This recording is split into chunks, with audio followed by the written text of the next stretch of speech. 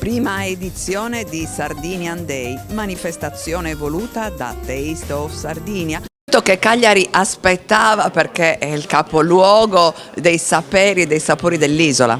Sì, siamo molto contenti di ospitare come Cagliari e come Sardegna ovviamente questo evento che riunisce proprio tutte le tematiche di cui si occupa l'assessorato regionale del turismo, artigianato e commercio, quindi 3 giorni davvero una full immersion